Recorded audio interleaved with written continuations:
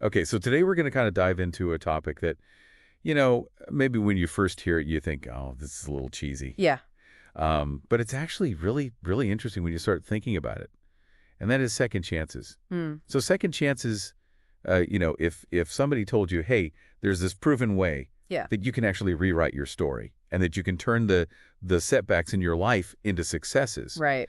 um, what would you say to that? And turns out Well, that there really might be something to that. I think you hit the nail on the head with the word story because I think a lot of us, and this comes up in the material that we looked at, a lot of us think of our lives like a story. Yeah, And when something goes wrong, it's like, oh no, the story's not supposed to go this way. right. So the idea of a second chance is so powerful because it's like, wait a minute, maybe I can actually, be the author and rewrite the story. Yeah, And, one thing that I thought was really interesting, and this kind of blew my mind actually, yeah, is that when we're talking about second chances, we're not really talking about literally going back in time right, and, rewinding and trying again. right. It's more about like recognizing and grabbing onto opportunities for growth and for Right. change, Right. no matter what happened before. Yeah, and it's interesting too because um, one of the sources that we looked at actually is planning an entire episode, Wow. a podcast episode all about second chances.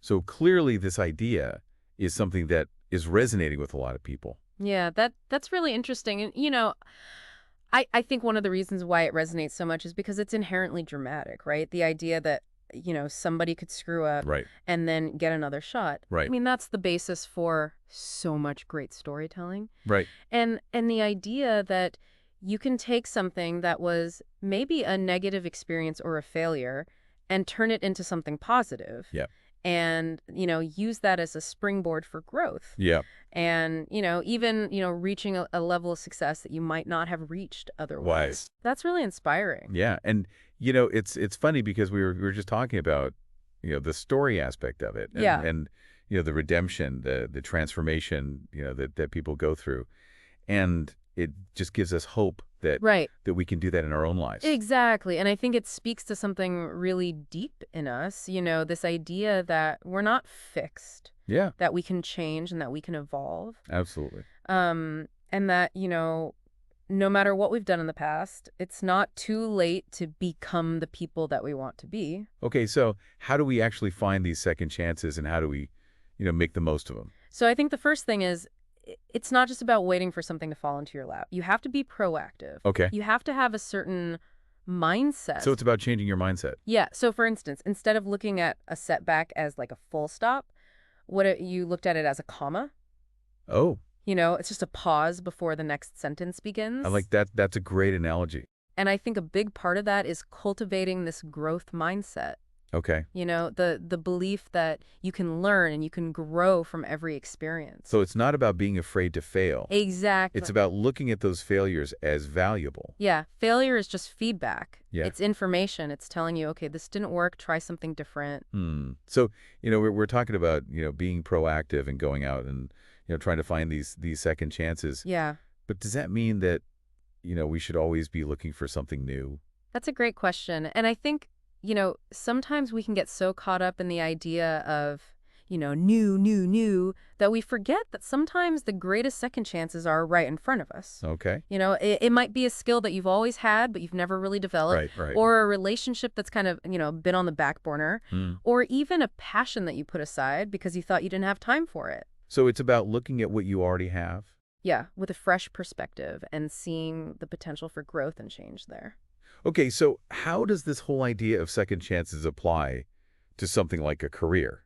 Well, I think a lot of people, they have this vision of their career as like this ladder. Yeah. You start at the bottom and you climb and you climb and you climb. If you fall off, you're done. But in reality, it's more like a jungle gym. Okay. You can go in all different directions. You can go Mhm. sideways. You can go backwards. You can even hang upside down for a little while if you want to. Right.